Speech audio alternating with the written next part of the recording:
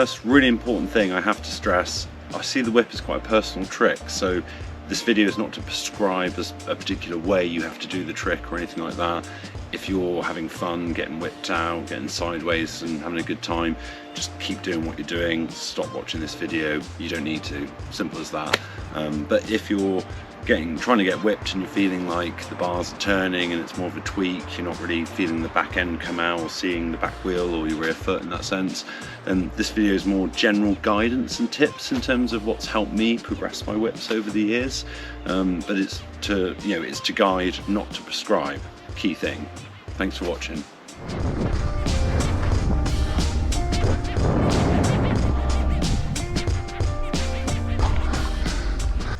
Great, so we've established this isn't about whipping in a certain way, this is just general principles for the whip. I've broken it down into 3 stages. The first is the pre-whip, basically the carve. Second is the snap, and this and herein is the secret, I think, getting a bit more whipped in that sense. And then the third is the recoil, or basically getting it back in, hopefully without landing too sideways, you blow out your rear wheel. Yeah, so those are your 3 key things, but just before we get into that, 2 things you should check on your bike before you start trying to whip.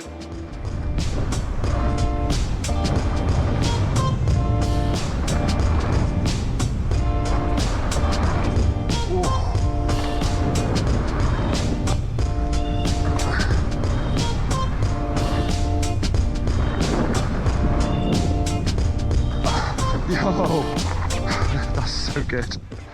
2 key things to check on your bike before you start trying to get a bit sideways. First, spoke tension. You should obviously keep on top of this, but particularly your rear wheel. If you've got loose spokes and you start landing sideways, your rear wheel will not last very long. So make sure your spokes are generally sort of tight all round as much as you can. And then the second thing is tyre pressure. If you run really low tyre pressures, you ride a lot of tech, that's great, but you may find when you're doing the carve to try and get a bit more whipped, that if they're really low, they're gonna you get a bit of tyre roll, so the bike will squirm a bit under you, which adds a bit of, well, unpredictability to the bike. So my advice is go up to sort of plus 20, even 25 tyre pressure if you're not already, just to make sure, in terms of PSI, sorry, just to make sure that you're not necessarily getting that, to make maybe the bike a bit more stable when you're kind of carving it a bit. That would, there's kind of 2 basic tips, but also general, make sure there's no crank play, pedals are tight, no play in your headset. You want your bike to be is generally in good shape anyway, obviously.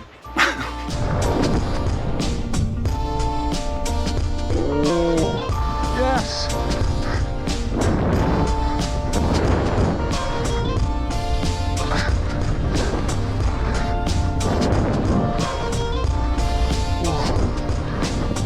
Yo! Oh, yeah!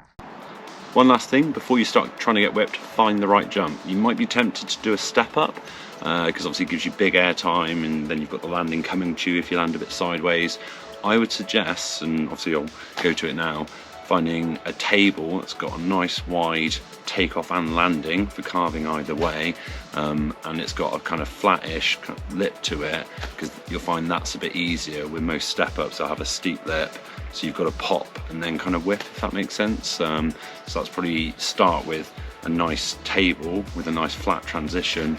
You want a nice wide takeoff and particularly wide landing, so if you're going a bit across here and there, it'll help make it easier. So find the right jump. Oh, one very last thing, which direction are you going to whip? So if you are left foot forward, you would typically turn the bars to the right.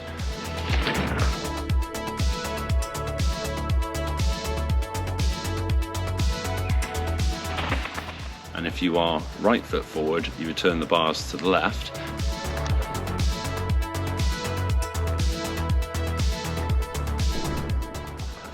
However, if it feels more natural to do one way or the other, that's what I would encourage. So whatever feels, and one way will feel easier or more natural or less forced, and whichever way that is, go with it effectively. That's my best advice in that sense. Don't fight it.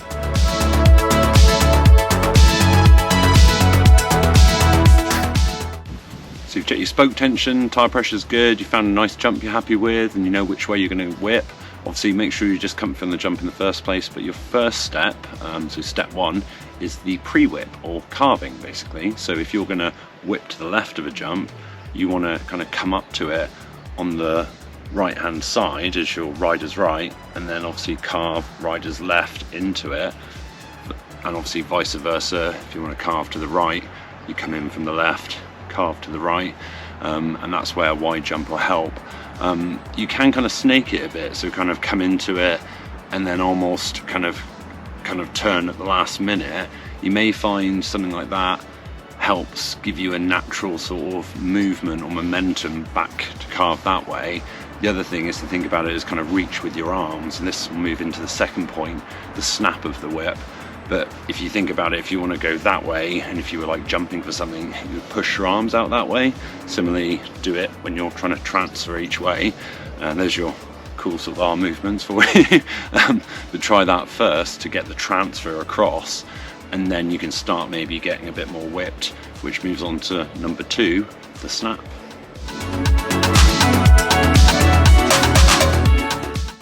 Step 2 to make your whips especially stinky. This is where I'm going to refer you to, so generally you would say turn the bars, yes, but no. So this is where I refer you to my wrist diagram. So obviously you think turn the bars, your wrists don't really want to kind of go that way, it's quite awkward left or right. So it's more about what I would say rolling the wrists and folding the bike. So rather than when you get up in the air trying to turn that way, and obviously you can push your arms, and this is where you end up kind of punching that way, kind of punching that way. So because you can't really turn your wrists too much, but as you kind of reach out, because you want to turn your arms, there is arm movement, so turning the bars is correct. But you want to actually kind of think about it as more folding the bike than turning the bars. Roll your wrists, so don't turn, roll as you go over. Similarly, so pull this wrist, kind of let it roll down, this one roll over, let them kind of come into you, and here again is the cool wrist movement. So not turning, rolling, and actually kind of almost pull it over, so you're like folding the bike rather than turning the bike in the air. That's what I find I'm doing more, and I think that's kind of the secret, is that kind of snap movement. And if you're riding an e-bike, it's not about strength, it's technique, but you'll need more force because of the weight. They're naturally more stable, so you need more force to unsettle them. And I actually love my full fat e-bike. You can kind of just go, whoa, you're really sort of cranking because of the weight. It kind of generally goes. And then, but a lighter trail bike, obviously start off, don't just yank it. That's the thing. But as much as you got the snap, the other thing is use your head as an anchor. So you are not moving your head, you're not whipping your head with it. Your head is your anchor. Your arms, your hips, the bars, they move around your head. Your head is always pointing at the landing. You can turn your head a bit in when you're getting the bike back round, help kind of bring it round, but never kind of whip your head. That's when you're going to start doing more of a 180, which is a very different trick. Don't confuse the two, definitely not. Yeah, but I think that's your key thing during the sort of whip phase in the air. The snap, your head's the anchor, and you roll the wrists and fold the bike. Don't turn the bars. Well, you're turning the bars, but it's more of a fold and a roll than a turn. Yeah.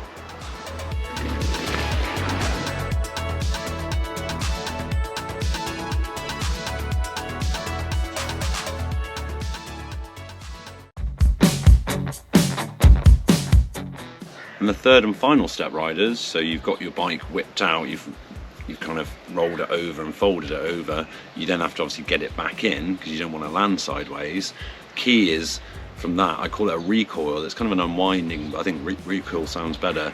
As soon as you've kind of got it round, at the point where it kind of you're happy, or you feel this kind of, you know, bit sort of, you've gone far enough, it's just literally turning the bars, and as long as your hips and your you know, your body's loose and relaxed and your wrists are relaxed, and as long as you get the bar and the front wheel as it comes down is pointing in the right direction, the back will follow. And you can even land a bit sideways and get away with it, or kind of snap round. I'm not encouraging that. You kind of get some that feel good, some that, you know, you've pushed it too far, and that's where your rear wheel pays the price quite often. But that's the point, is just turn the bars naturally, like a little recoil snap after, and then the bike will follow. And make sure your wrists are nice and loose. Feel free to loosen your wrists a bit in the air, so you'll be gripping to obviously pop and take off.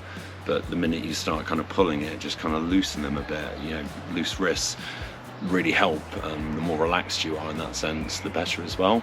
But yeah, try and get it back round. But the point is start progressively, you know, pull it a bit, then you can start kind of cranking it a bit more over time, and then you'll start to feel the back end coming round, and you'll be more comfortable swinging the wheel. And again, you can turn your head a bit into it to help get it round, but as long as you've got that front wheel landing straight, generally the bike will come round anyway, even if you land a little bit crooked. Yeah, I think that's your kind of key 3 steps.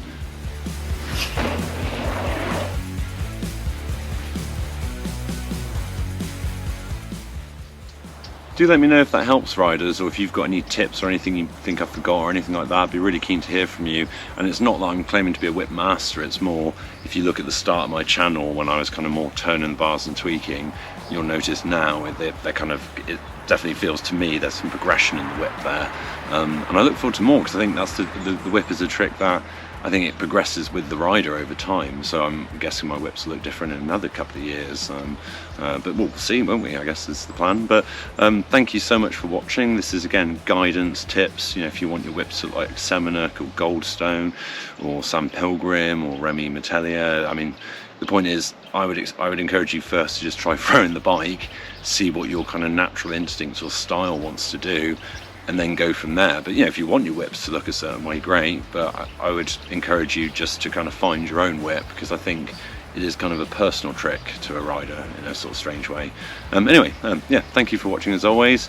Look forward to hearing any comments, and if this has helped anyone, do let me know, because that's kind of the point. I would be very stoked if one person is getting a bit more whipped as a result of this. Definitely worth it. Thanks for watching. Oh, ride your bike. Yo.